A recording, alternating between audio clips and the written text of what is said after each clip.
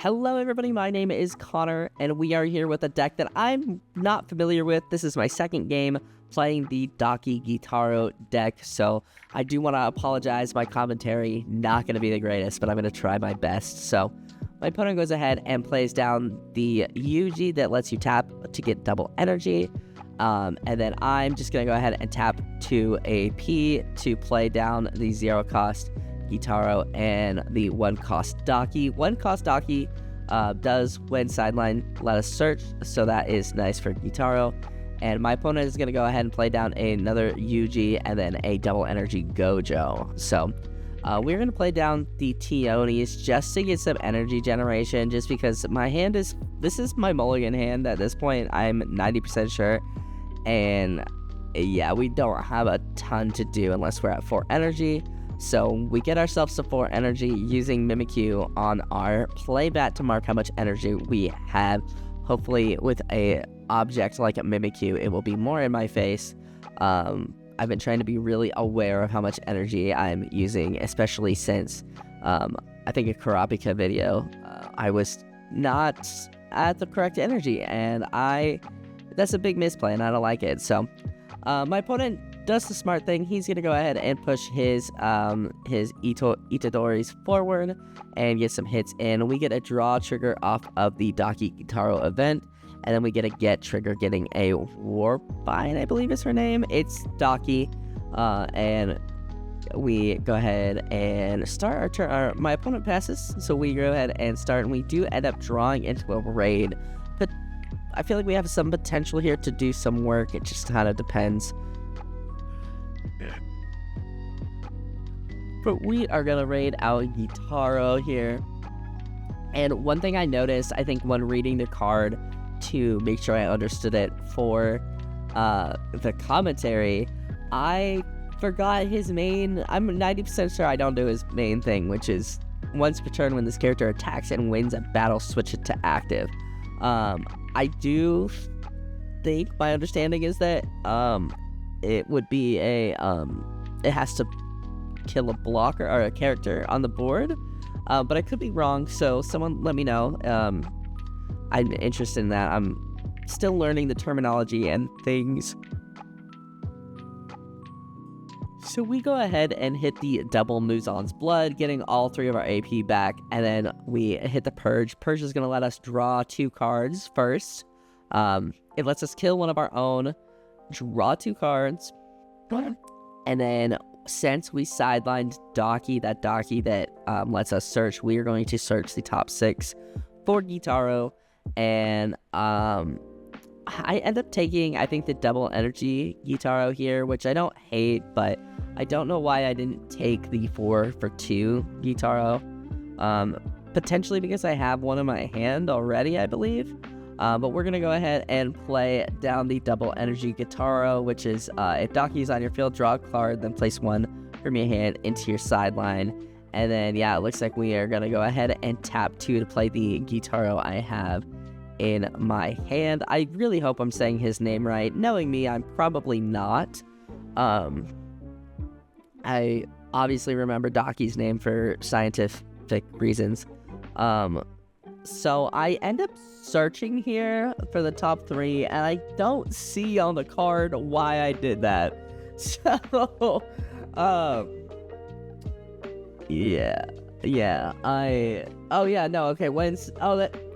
I did the one sideline, or one played ability. That's the one sideline. So he comes in rested. That was a mistake there.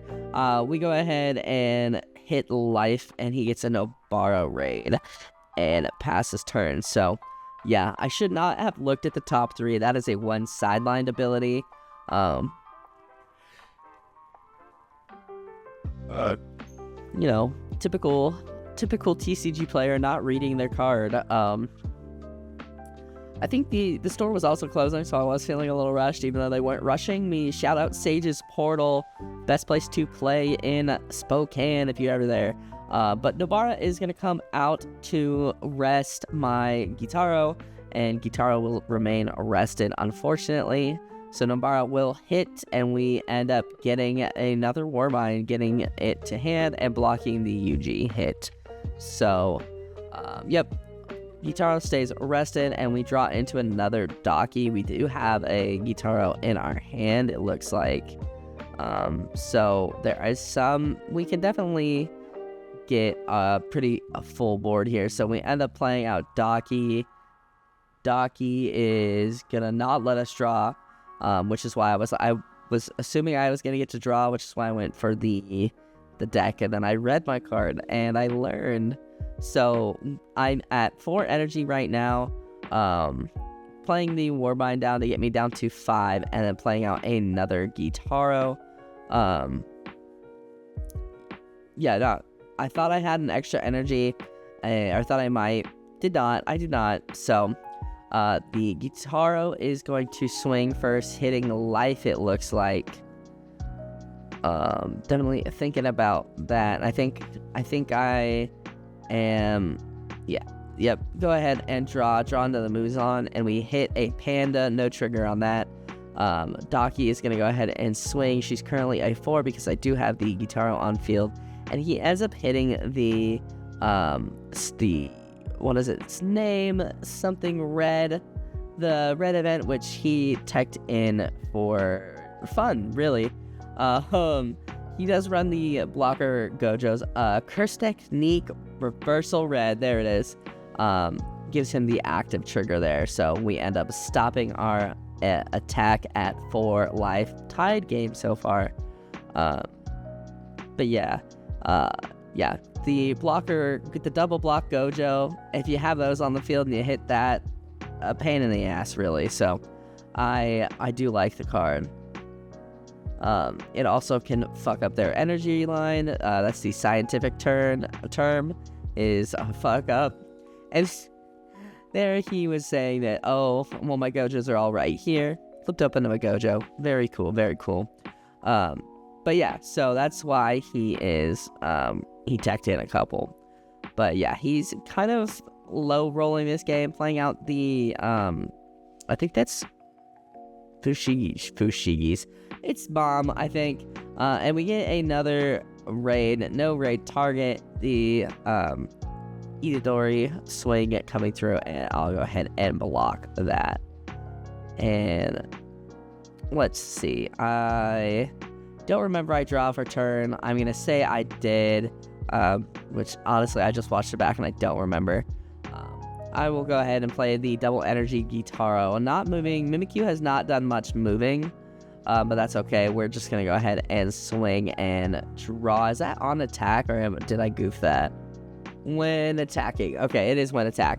So, I will go ahead and swing there. And I think my opponent is aware. My opponent is a much better player in just about every card game that we've ever played. So I think he's just thinking about the turn. We get the double energy Gojo, send that to trash. Daki, he will end up blocking Daki, and then, yeah, he goes ahead and blocks that. And then this one, passing turn. So my understanding with my earlier question is that it is in fact a, it has to be a channel, so, or not a channel, geez, a, character, another word that starts with C. But there is Gojo. He is gonna play out the 6-2 Gojo, trashing domain expansion, or using domain expansion for free. Excuse me. I understand. Maybe not for free, actually. Yeah, he uses domain expansion there, and then taps 1 to play. I think that's Unlimited Void. I think is what it's called, which is Unlimited Void. One player chooses up to 1 character on your opponent's front line and switches to resting. It will not switch to active during the start and end phases while this site is on your field. At the end of each attack phase, if Satoru Gojo is not on your front line, sideline this site. So, a pretty solid card there. And he's going to end up playing out the blocker Gojo, that Gojo I was talking about earlier, double blocker.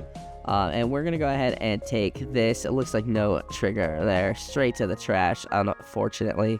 And passing turn. I think we're in a pretty good spot, though. We do get the sickle, the blood sickle. I'll go ahead and remove Gojo with the Blood Sickle. Not the blocker Gojo, but the big Gojo, because with 3 attacks, I'm still feeling pretty good. But I do end up,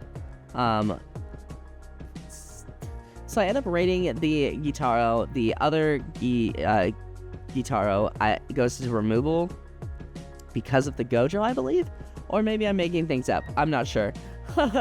I know that Gojo has a lot of things that send it to removal, but yep. So we go ahead and there's an active trigger, block, and we go ahead and swing with the last one, either block and swing or yeah. So yeah. Overall, I think my opponent low rolled for sure, but I think I did okay. Not super happy with this commentary, honestly, but it's the best I've done. I've done this commentary like 3 times. But yeah, just learning new decks and learning more decks. I'm very comfortable with Kurapika and relatively comfortable with Nanami, I should say.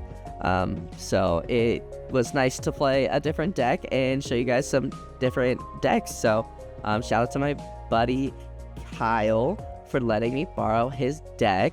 And yeah, that is gonna do it for me, guys. Thank you guys so much for watching. If you guys liked this video, hit that like button down below. It helps me out more than you could ever know. Go ahead and subscribe if you are new, and I will see you guys in the next video. I hope you guys have a wonderful rest of your day.